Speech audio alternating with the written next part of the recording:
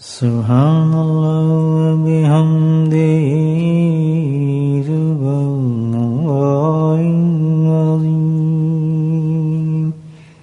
سبحان اللہ وبحمدہ سبحان اللہ العظیم سبحان اللہ وبحمدہ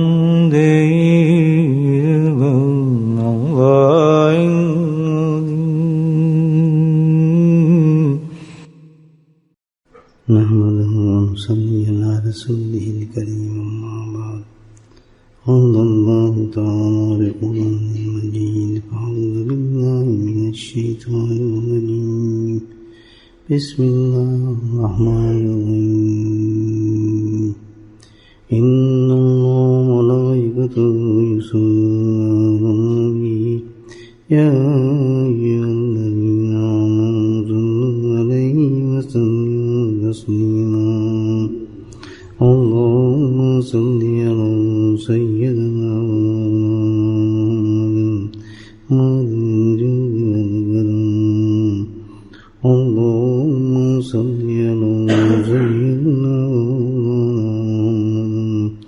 وآله الفضل اللهم صل على سيدنا ومولانا محمد الجود والكرم اللهم صل على سيدنا ومولانا وعليه الفضل اللهم صل على سيدنا ومولانا محمد وعليه وأصحابه وبارك وسلم أما بعد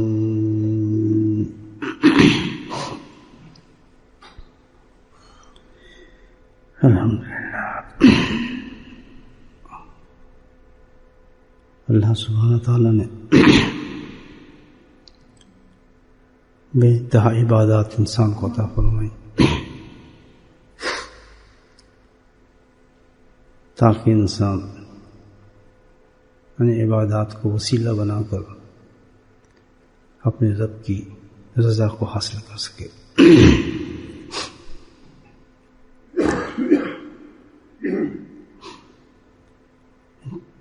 اور ہر عبادات پہ اللہ پاک نے عجیب و غریب انعامات اور اجر مقرر فرمایا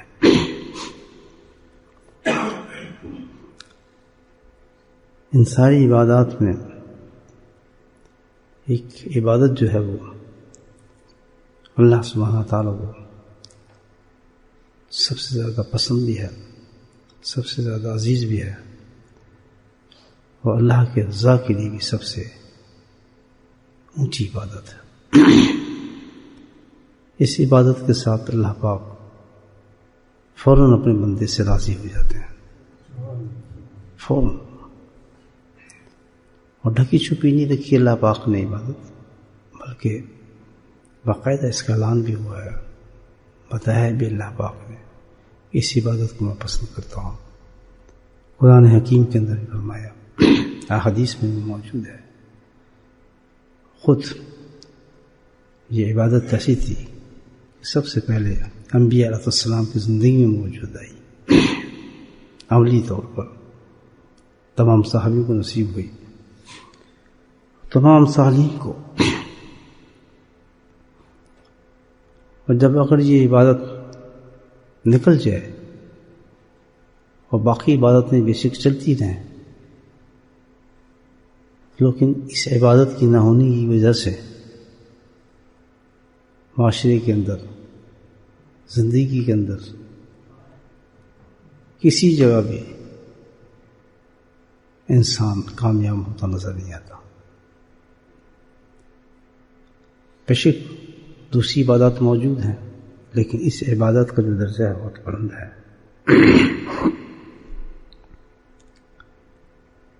یہ عبادت جو ہے انسان کے اخلاق سے تعلق رکھتی ہے اخلاقی عبادات جتنی بھی ہیں وہ بہت بلند عبادات ہیں اللہ سبحانہ تعالیٰ نے عبادات کا بہت بلند درجہ دیا ہے، اور اس عبادت سے اللہ بہت جلدی راضی ہو جاتا ہے۔ لیکن معاشرے پہ ہم نظر کریں آج تو ساری عبادات تو موجود بھی ہیں، محنت بھی جاری ہے، بہت محنتیں بھی ہوتی ہیں الحمدللہ، لیکن یہ جو عبادت ہے اخلاق کی، اس پر توجہ بھی کم ہوتی ہے، اہمیت بھی بہت کم ہے، اور لوگ محنت بھی نہیں کرتے۔ یہی وجہ ہے کہ اس عبادت کو ترک کرنے کے بعد آدمی جو ہے محروم ہو گیا ہے۔ حالانکہ یہ اتنی بڑی عبادت ہے کہ اللہ سبحانہ تعالیٰ اس عبادت سے اتنی جلدی راضی ہوتا ہے بندے سے، کسی اتنی بڑی عبادت سے دوسری بات سے راضی نہیں ہوتا۔ اللہ سبحانہ تعالیٰ نے قرآن حکیم میں اس کی تعریف بھی فرمائی اس عبادت کی، وَيُؤْثِرُونَ عَلَىٰ أَنفُسِهِمْ وَلَوْ كَانَ بِهِمْ خَصَاصَةٌ۔ اللہ تعالیٰ ارشاد فرماتے ہیں قرآن کے اندر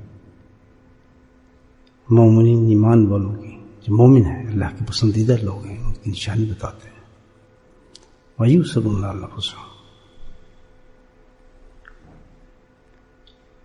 کہ کیا لوگ ہیں یہ، کیا صفت ہے مومن کی، ایمان والوں کی، جس سے اللہ راضی ہوتا ہے، کہ یہ لوگ اپنے نفسوں پر، اپنی خواہشات پر، اپنی ضروریات پر، اپنی زندگی کی ہر چیز پر وَيُؤْثِرُونَ عَلَىٰ أَنفُسِهِمْ، تمام چیزوں پر ان کی خاصیت اور نیچر یہ ہو جاتی ہے کہ دوسروں کو ترجیح دیتے ہیں، اپنی ضروریت کے مقابلے میں دوسروں کو زیادہ ترجیح دیں گے، دوسرے کا زیادہ خیال کرتے ہیں، اپنی بھوک سے زیادہ دوسرے کے بھوک کا خیال کرتے ہیں۔ وَلَوْ كَانَ بِهِمْ خَصَاصَةٌ، بے شک اگرچہ وہ بھوکے ہی ہوں، ان کو بھوک لگی ہو، لیکن کیا ہے کہ ایسے ہیں ایمان والوں کا، یہ شان ہے ایمان والوں کی، مومنوں کی، کہ اپنی بھوک کو نہیں دیکھتے بلکہ کیا ہے خود بھوکا رہنا پسند کرتے ہیں، اور دوسروں کو کسی کی ضرورت پر اپنی ضرورت کو قربان کر دیتے ہیں، ہر معاملے میں اپنے کو ترجیح نہیں دیتے بلکہ اس کے مقابلے میں دوسروں کو ترجیح دیتے۔ دیکھیں کتنے خوبصورت زندگی ہے انسان کی، یہ دیکھیں، یہ اصلیت ہے جو لا الہ الا اللہ محمد رسول پڑھنے والے لوگ ہیں، یعنی خود غرضی کا تو حساب ہی نہیں ان کے اندر چل رہا، بلکہ خود مشکل میں رہ سکتے ہیں لیکن کسی کو مشکل میں نہیں دیکھ سکتے، کسی کو پریشانی میں نہیں دیکھ سکتے۔ ابو ہریرہ بخاری مسلم کی حدیث سے روایت، ہو سکتا ہے کہ یہی شان نزول ہو اس آیت کا۔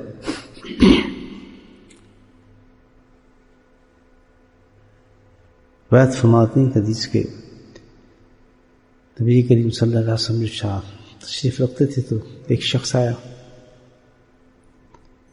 واقع بڑی نڈھال حالت کے اندر تھا،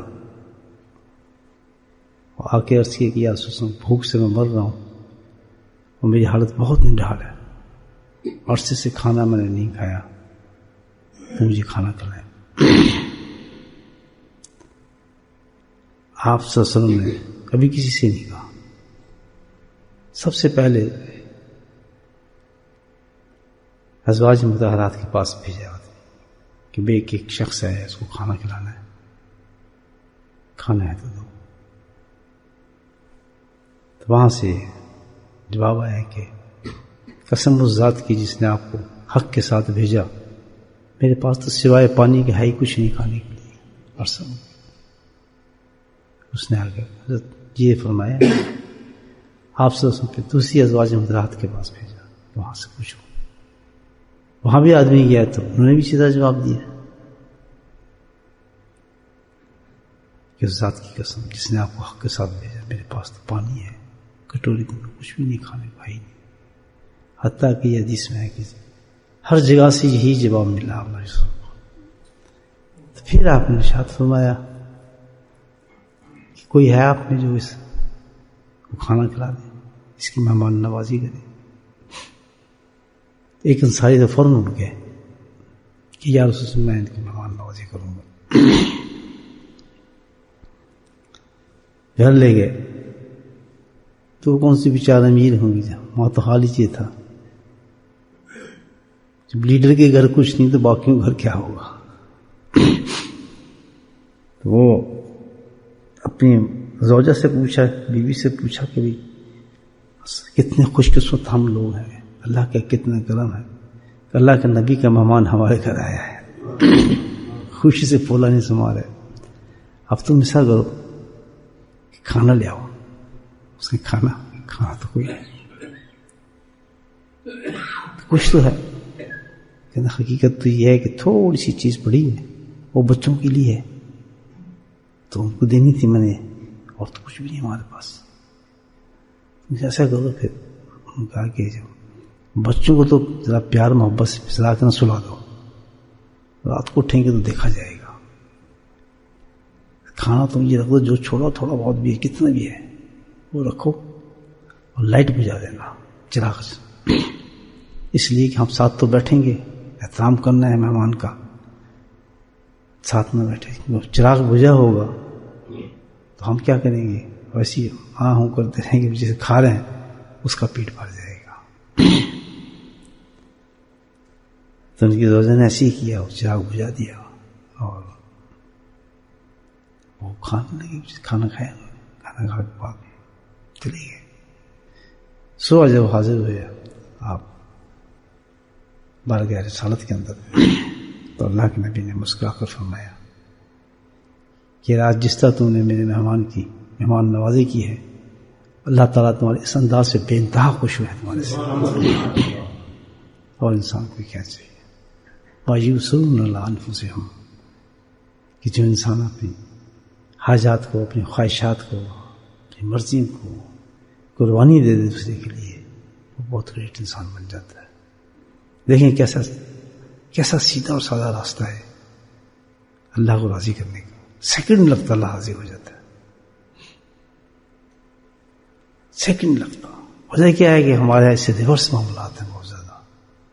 ایک جگہ اللہ تعالیٰ قرآن حکیم میں فرماتے ہیں، ہم جب کچھ اللہ کی محبت کا دعویٰ کر رہے ہیں، اللہ تعالیٰ کہتا ہے جو میری محبت کی خاطر کسی یتیم کو، کسی مسکین کو، کسی قیدی کو کھانا کھلا دیتا ہے تو گویا ایسا ہے. اللہ تعالیٰ کہتا ہے کہ اللہ تعالیٰ اس سے بے انتہا راضی ہو جاتا ہے. اس شخص سے اللہ کی محبت کی خاطر کسی کو کھانا کھلا دیتا ہے. تو بھائیوں یہ ایک بہت بڑی عبادت ہے، اور اس کا اجر بھی بہت بڑا ہے. اس عبادت کو بہت بڑا ہے. ایک حدیث ہے اس میں ارشاد فرمایا اللہ کے نبی صلی اللہ علیہ وسلم نے کہ اگر کوئی اپنے بھائی کی حاجت پوری کرتا ہے، کوئی بھی حاجت پوری کرتا ہے، تو گویا اس نے ساری زندگی اللہ تعالیٰ کی خدمت کی. اب اندازہ لگا رہے ہیں کس کا تو بڑا سوال ہے، اس کا کتنا بڑا سوال ہے. تو یہ ایک عبادت ہے اخلاق کی، جیسے یہ ساری عبادات ہیں، اور یہ اتنی بلند عبادت ہے، اتنی درجے کی عبادت ہے کہ سب سے پہلے نبی کریم صلی اللہ علیہ وسلم کو جو ریفرنس ملا عبادت کا، جو آپ کی نبوت کا، وحی کا، قرآن اترنے کا، یہ اخلاق کی تھا. جس وقت آپ تشریف لائے پہلی وحی پڑھ لیجیے تو خدیجہ کبریٰ رضی اللہ تعالیٰ عنہ تھی. آپ بہت گھبرائے ہوئے تھے.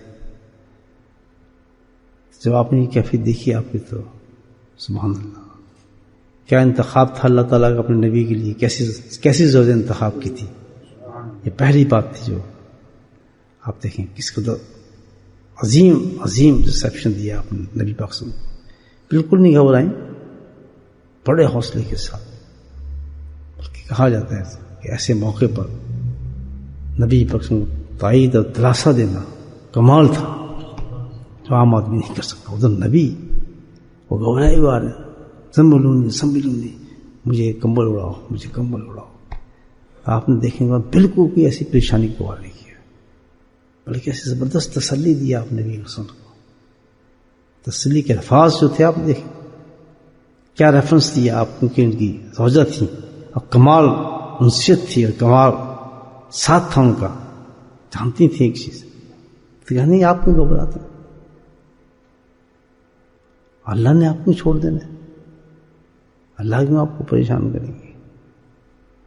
کیا کہا کہ آپ تو بلند اخلاق والے آدمی ہیں، غریبوں کو، محتاجوں کو، مسکینوں کو آپ کھانا کھلاتے ہیں، دل جوئی کرتے ہیں، آپ تو صادق ہیں، امین کہتے ہیں لوگ، آپ سچے ہیں، کبھی آپ کی زبان سے جھوٹی نہیں نکلا، لوگ تو امانت رکھتے ہیں آپ کے سامنے، اور جو تعریف آپ کے الحمدللہ حسن اخلاق کی آپ کرتی رہیں.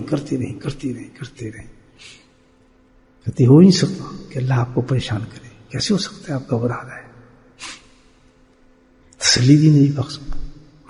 یہاں مفسرین لکھتے ہیں کہ یہ حضرت خدیجہ رضی اللہ تعالیٰ کا کمال تھا، کمال فراست، کمال دانائی اور حقائق اشیاء اور صدق کے معرفت کا کمال درجے پر عروج تھا اس وقت حضرت عائشہ تھی، جو عام آدمی نہیں کر سکتا یہ دلاسا دینا. اور ساتھ ہی یہ کہ ایک اور روایت میں آتا ہے کہ حضرت خدیجہ رضی اللہ تعالیٰ وہ اس حالت کے اندر جب آپ نے دیکھا تو دیکھیں کیا درجے کی الحمدللہ حکمت اور اس میں رسائی تھی آپ کے سمجھ میں. آپ خوشی سے مدہوش ہو گئے دیکھ کر، خوش ہو گئی. کہتی بات خوشی محسوس کی کہ یہ بات ایسی نہیں ہے. اور فوراً کے چچا ذات تھے ورقہ بن نوفل، بزرگ تھے اس زمانے کے اور حافظ تھے تورات کے انجیل کے، پورے بزرگ آدمی تھے، سب جانتے تھے. ان کے پاس لے گئی سیدھے، کہتا ہوں میں تمہیں تائید اور تقویت کے لے کے گئی، میں بتاتا ہوں چیز یہ کیا سر.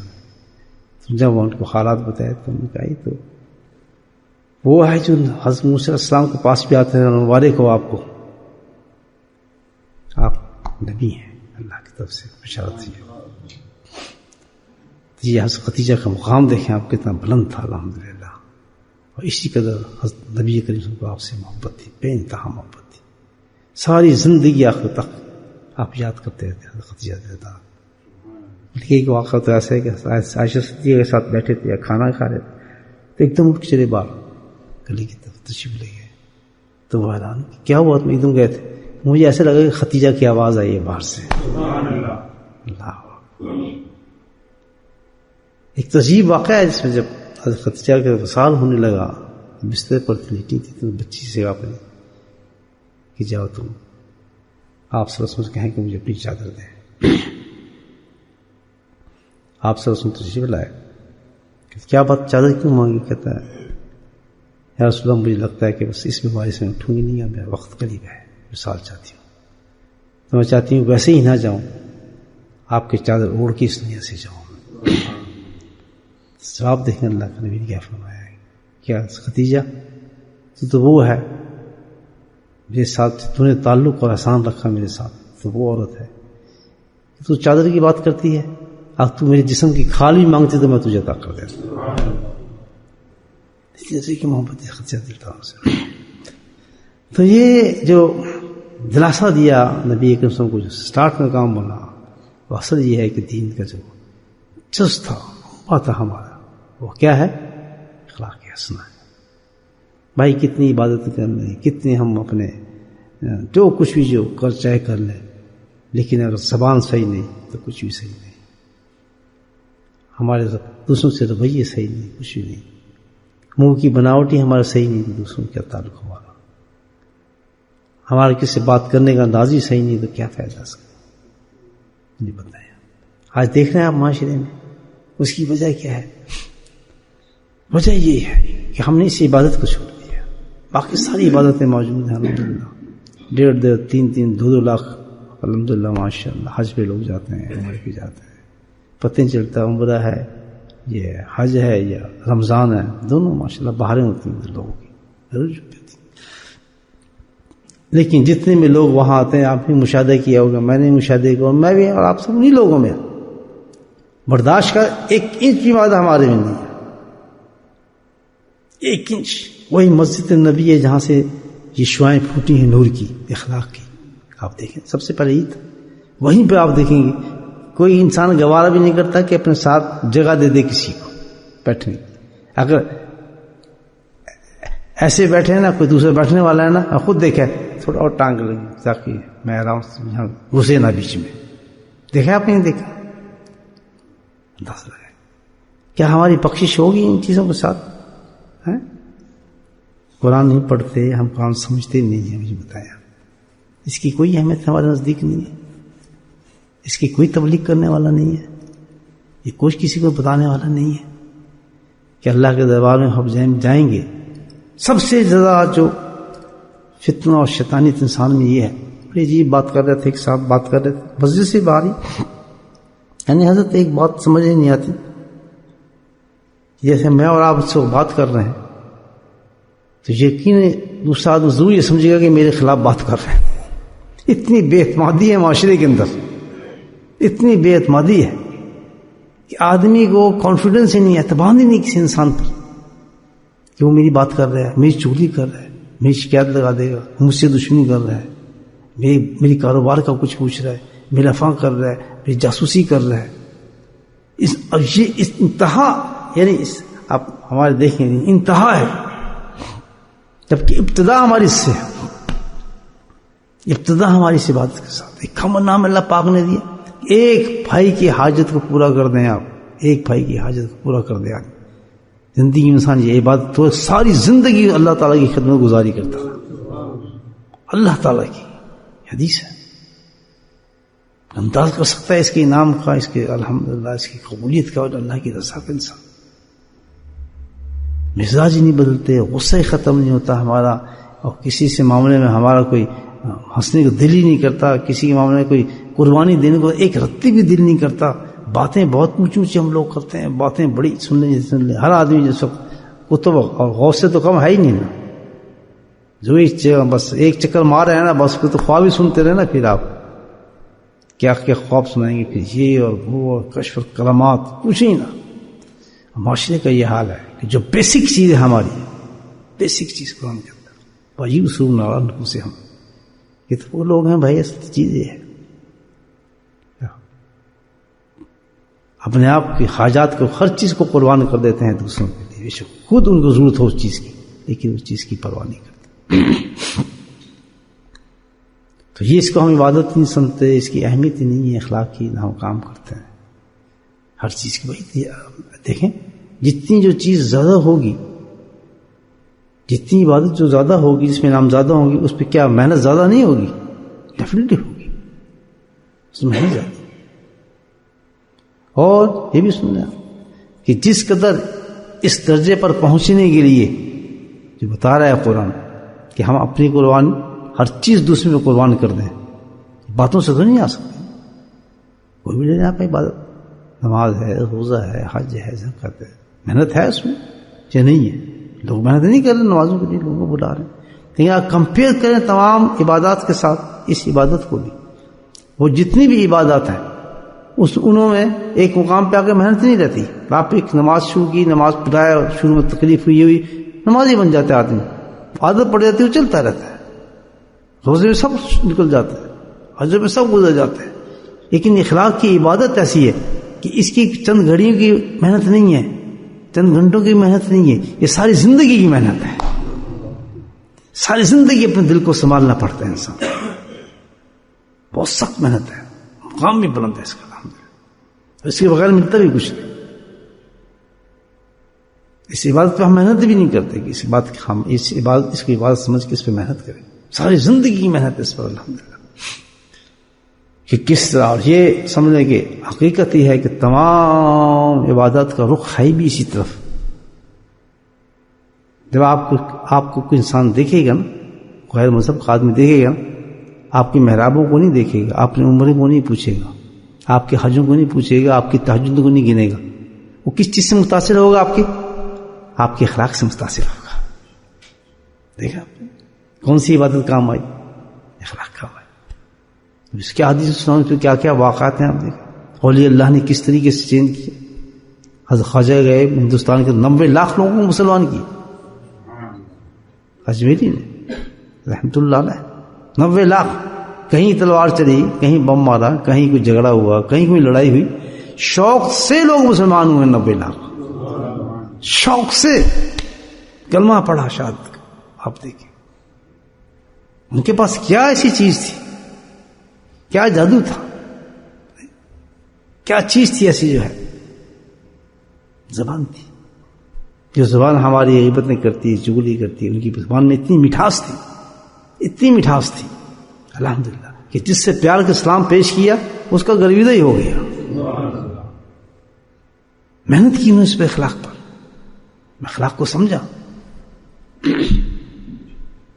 تو میرے بھائیو یہ ایک بہت بڑی سبجیکٹ ہے، بہت بڑی چیز ہے الحمدللہ.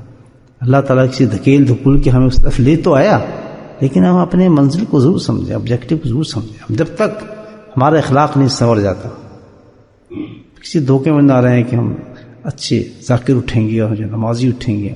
سب سے پہلے چیز انسان کا اخلاق ہوگا، اور اس کی پریکٹس کے لیے، اس کے سمجھنے کے لیے انسان کو بہت زیادہ اندر کو دھونا پڑتا ہے، بہت زیادہ دھونا پڑتا ہے، یاد بہت زیادہ اندر کو دھونا پڑتا ہے. خانہ کعبہ کی جو گرد ہے نا، خانہ کعبہ کی گرد کس سے دھلتی ہے؟ زمزم سے. کرتے ہیں 2-3 دفعہ صفائی ہوتی ہے، نہیں اغلاف چینج ہوتا ہے. ایک شعر ہے بڑا خوبصورت، میں آپ کو کب کیا سنا کہ خانہ کعبہ کی جو ہے گرد کس سے صاف ہوتی ہے؟ زمزم سے. اور دل کی جو گرد ہے وہ کس سے صاف ہوتی ہے؟ انسان کے آنسوں سے. آنسو صاف کرتے ہیں، درد سے نکلے جو آنسو ہوں گے الحمدللہ وہ دل کی گرد کو صاف کرتے چلا جاتا ہے. اشک بار ہو جائے کسی کے غم کو دیکھ کے، کسی پریشانی کو دیکھ کے اس کو نیند نہ آئے، کسی دشواری پہ ایسا سمجھے کہ جیسے میری دشواری ہے.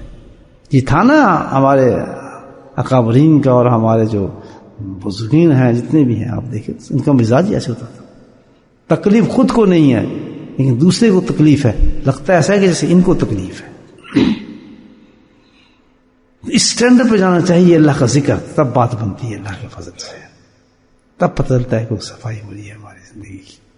جہاں خود غرضی نکل جائے، خود غرضی نکل جائے، احساس ہی نہ ہو کہ اس کا ذمہ لے لوں، اس کا بھی میرے پاس آ جائے. یہ جگہ وہ تو میں نے آپ کو بتا ہی دیا، اتنی اعلیٰ جگہ کے اوپر ہمارے صاحب یہ ہوتا ہے کہ ہم نہیں پسند کرتے کہ آدمی ہمارے ساتھ آ کے بیٹھ جائے. ہم کیوں جھگڑ ہوتے دیکھیں آپ نے، جھگڑ ہوتے دیکھیں گے لوگوں کو، اور جگہ نہیں ملتی تو ادھر بیٹھو، پیچھے کو بیٹھو، آگے گھسے جا رہے ہو، ادھر اس پہ جھگڑ ہو جاتے انسان کے. وہاں جب ایسے معاملات ہمارے دل نہیں کھولتے، مجھے بتائیں باقی زندگی ہم کیا پریکٹیکل کام کریں. تو میرے بھائیو ہمیں سب سے زیادہ سوچنا چاہیے اپنے اخلاق کے بارے میں، بہت زیادہ. اللہ کو یہ بہت پسند ہے، سب سے زیادہ چیز پسند ہے کہ انسان لوگوں کے کام آئے، لوگوں کی خدمت کرے، اپنی ساری صلاحیتوں پہ قربان لوگوں کو دے. کر کے دیکھیں آپ کبھی کہ سخت آپ کو بھوک لگی ہے، آپ کے بچوں کو بھوک لگی ہے، کوئی مانگنے والا آ گیا آپ کے دروازے پر، آپ نے اٹھا کے کھانا اس کو دے دیا. کہنے والی بات بڑی ہے لیکن کرنے کا بات اس کے لیے چاہیے اتنا بڑا دل ہے الحمدللہ کہ آپ نے پہلی چیز اٹھا کے دے دی کہ چلو یار تم لے لو، تمہیں ضرورت ہے، میں خیر کر لوں گا. کر سکتا ہے ایسے؟ پسندیدہ چیز آپ نے دے دی، کسی کو دیکھا ضرورت ہے اس کو، پتہ یار لے جاؤ. ہم تو اگر دے بھی دیں گے کہیں، وہی مسجدیں ہمارے دینے کی جگہ، تو اس میں بھی یہ ہے کہ کس طرح نام آ جائے، ہمارا پتہ لگ جائے کسی کو، بھی ہمارے نام بول کہیں گے نام پتہ چل جائے تو اچھی لوگ چلنے میں ٹھیک. یہ کمی ہے نا بہت زیادہ، بے انتہا کمی ہے. اس کمی کو ہم پورا کیے بغیر کیسے مر جائیں، مجھے سمجھ دعا کریں اللہ مدد فرماتے انسان کا، نیت ہی صحیح کریں کہ ہمارے اندر دیکھیں جب کبھی ایسی حرکت کی ہم نے کہ ہم دوسرے کو دوسری کے بجائے آپ اس کو پریفرنس کریں کہ اس چیز پہ ترجیح دیں، ہم خود اس چیز کو حاصل کرنا چاہتے ہیں. نہیں تم لے کوئی بات نہیں، یہ آپ سے غصہ ہے، گالی دے رہا ہے، صبر کر جائیں، چلو ٹھیک ہے تم صحیح کہہ رہے ہو. اگر یہ معاشرے میں ہو جائے مقدمے بازی یا قتل و غارت، سارا کچھ ختم ہو جائے. 99% جو سارا ہمارے معاشرے کے اندر گڑبڑ چل رہی ہے نا، وہ اسی وجہ سے. یہ تو جھگڑے ہیں سارا، یہ خود غرضی پھیل چکی ہے ہماری گھروں میں، ہے ہمارے بہن بھائیوں میں. باہر کی تو بات آپ اپنے بچوں میں دیکھ لیں، کیونکہ ہم کو ٹیچ ہی نہیں کرتے. وہ کیا، وہ اوپر سے دیکھتے ہیں کہ جب اوپر سے ایسا کام چل رہا ہے وہیں سے وہ سیکھ رہے ہیں. اکثر آپ فیملیز میں دیکھیں گے بہن بھائیوں میں لڑائی ہوتی ہے، اکثر تازہ اکثر آتے نہیں ایک دوسرے گھر، ملتے نہیں ہیں، بچے نہیں ملتے ہیں. باہر تو باہر ہی نکلے آدمی، لیکن گھروں کے اندر یہ حال ہوتا ہے کہ 2 سگی 3-4 سگی بہنیں ہوں گے، بھائی ہوں گے، لیکن مجال ہے جو ان میں کوئی تعصب ہو آپس کے اندر. ان شیطان شیطان پورا کھیل کھیلتے ہیں ان کے ساتھ، ان کے حساب لگاتا ہے. مجالے کسی کی تعریف سن جائیں، یا بہنیں سگے بھائی ہیں، اگر اس کے بیٹے نے کچھ اچھا کام کر لیا تو دوسری بہن جل گئی، استغفر اللہ، کس کا بیٹا نمبر لے گیا، میرا بیٹا رہ گیا.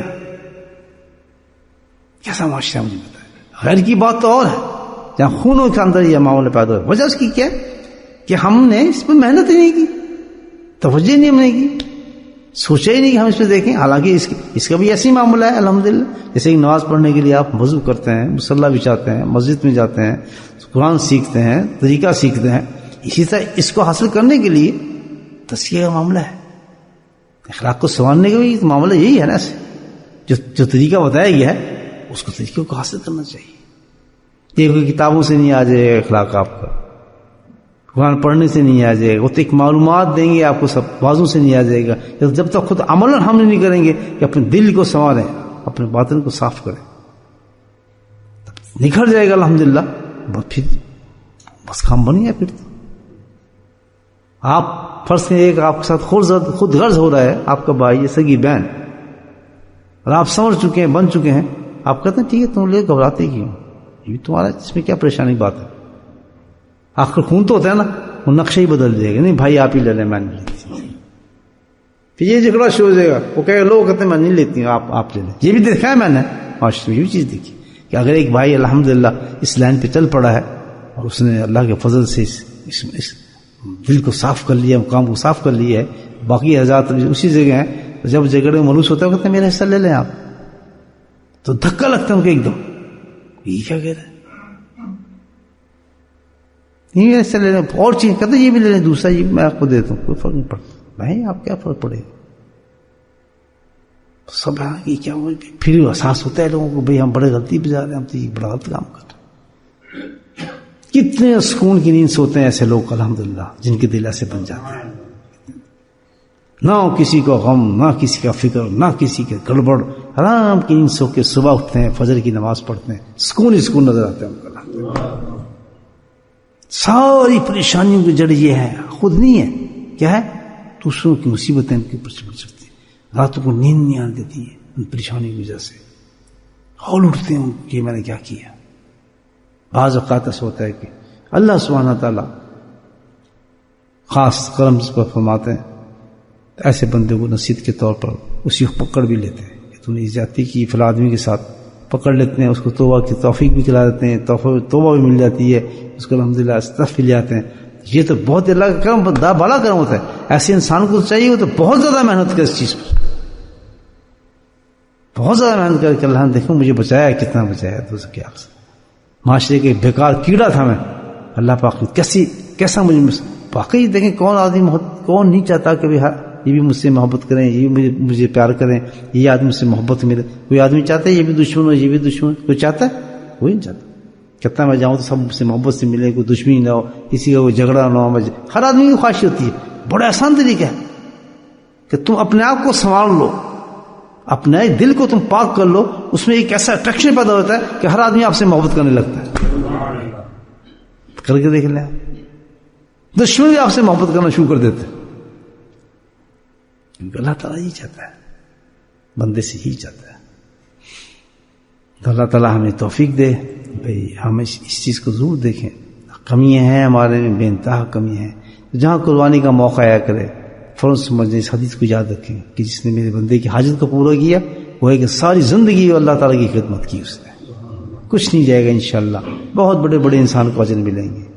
اگر کوئی ہماری تھوڑی سی قربانی سے کوئی آدمی راضی ہو جاتا ہے، کوئی بھائی راضی ہو جاتا ہے، میں کسی کی جوتے اٹھاؤں وہ راضی ہو گیا، مجھے کوئی فرق نہیں پڑتا الحمدللہ، میرا کیا چلا گیا. تو اس کے تو ٹول بن گئی نا. وہ چاہتا یہ تھا کہ یہاں میرے لوگوں کے سامنے یہ آدمی میرے جوتے اٹھائے، تب پتہ رہے خوشی سے جوتے اٹھا کے آپ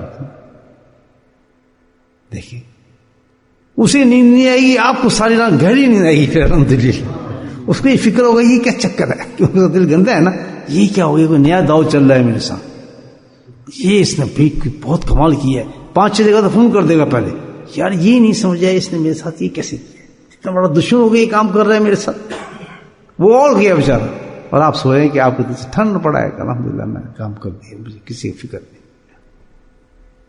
دشمنی ہے وہ دشمن بنتے بھی اس طرح، لیکن اگر ہم اپنے دل کو صاف کر لیں دوسرے کے لیے تو دشمن دوست بن جاتا ہے، دشمن دوست بن جاتا ہے.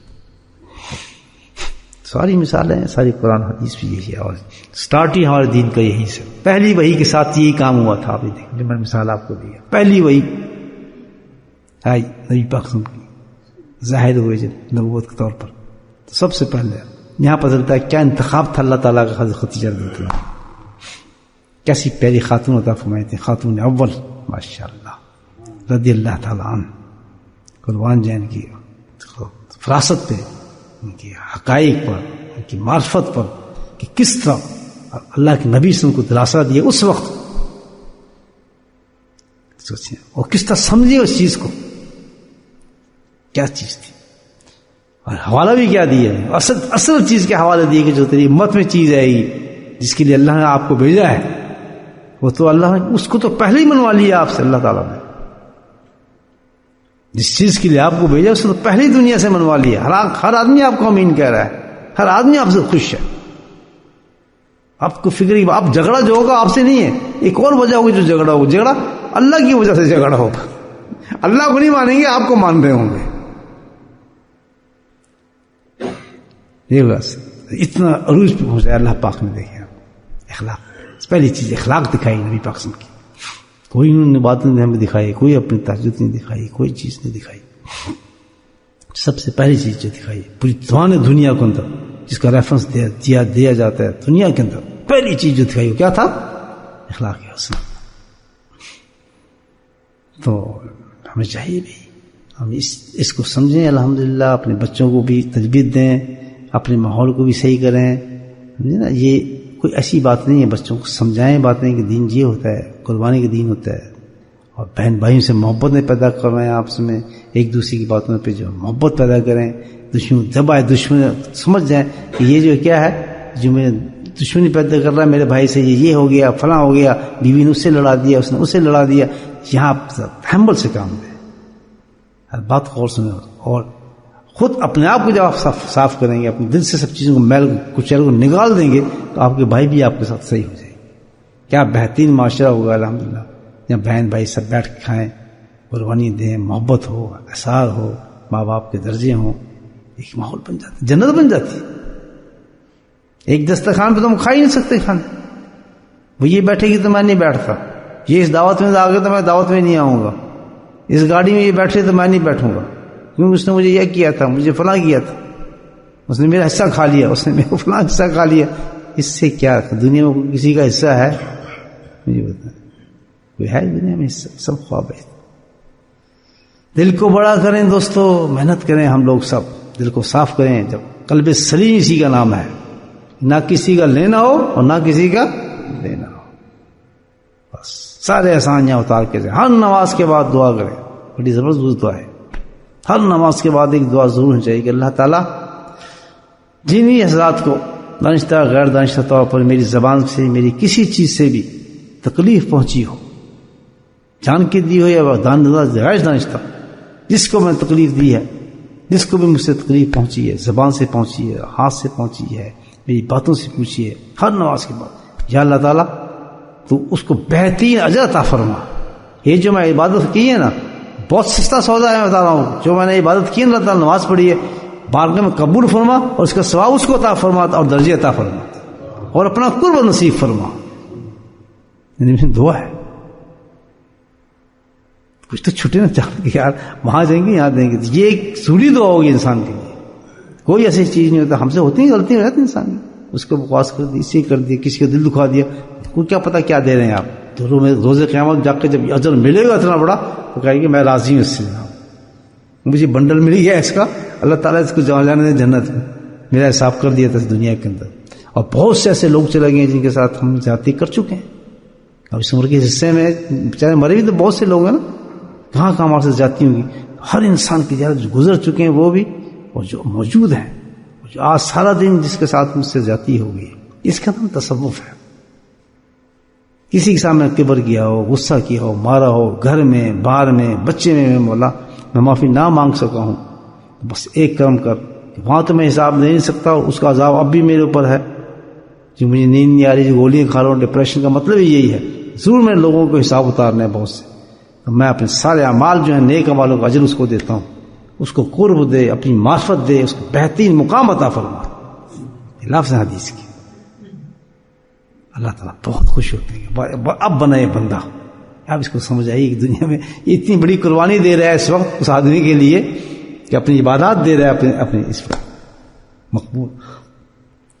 تو یہ ایک پکا کر لیں. میں تو کہتا ہوں صحیح بات یہی ہے اس دعا کو. کوئی بھی عمل کریں, عمرہ کریں, حج کریں, نماز پڑھیں, ذکر کریں, قرآن پڑھیں, اینڈ کے اندر یہ دعا ضرور ہو جائے گی, یا اللہ یہ کام ضرور تو صفائی کرتے ہیں, ساتھ کے ساتھ نکل جائے. تو اس کی برکت سے یہ ہوگا کہ انسان کا دل بھی بننا شروع ہو جاتا ہے, پھر اس میں ٹیسٹ شروع ہو جاتا ہے. ہمیں نماز کا ٹیسٹ نہیں آتا, ذکر کا ٹیسٹ نہیں آتا, قرآن کا ٹیسٹ نہیں آتا, مسجدوں کا ٹیسٹ نہیں آتا, سجدوں کا ٹیسٹ نہیں آتا. آئے کہاں سے, کیسے ہے؟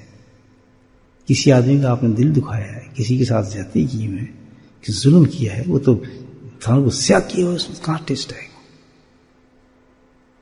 سچے دل کے ساتھ محنت کریں, اپنے دل کو صاف کریں, اور اس کے لیے اللہ پاک نے بہترین چیز دی ہے, کثرت ذکر, صحبت شیخ. بس صحبت سالہ تو صالح کو لو, اچھے لوگوں کی صحبت میں بیٹھ سالہ ہو جائے گا. بہترین صحبت سالہ تو صالح کو, اچھے انسانوں میں بیٹھو, اچھے لوگوں میں بیٹھو, جن کے اخلاق بلند ہو, تب آپ دیکھیں گے وہ قربانی کیسے دے رہے ہیں. دیکھیں نا, ایک ایک چیز مجھے اپنے حضرت کی یاد آتی ہے. سب سے زیادہ یہی چیزیں یاد آتی ہیں کہ کس طرح سے قربانی دیتے تھے, کس طرح خود بھی بھوکے رہتے تھے, لوگوں کو کھانا کھلا دیتے تھے, کیسے کیسے لوگ آتے تھے ان کی خانقاہ میں, تو بس یہیں سے کچھ پیسہ نکالے کہ اس کو تندور سے کھانا لے آؤ, اس کو روٹی. اس کو سب سے زیادہ فکر یہ ہوتی تھی اس کو کھانا کیسے کھلایا جائے. میں نے ایک لطیفے کے طور پر بات کر رہا ہوں. میں 8 سال بیٹھا تھا, تو اس وقت بھٹو کا دور تھا. بھٹو چلا گیا تھا یا تھا, ایسی کچھ تھا, مطلب سیاست کو نہیں جانتا. کوئی ڈیرہ غازی خان حوالہ علاقہ ہے, وہاں بھٹو آ گئے, یا پتہ نہیں بے نظیر کوئی آئی تھا اس میں سے. تو بڑا شور مچتا ہے جو ایسے لوگ آتے ہیں, بڑے لوگ عروج پہ تھے یہ لوگ اس وقت. تو مجھے ہنسی واقعہ آج تک نہیں بھولتا. تو میں یہ درویش کی عادت دیکھیں.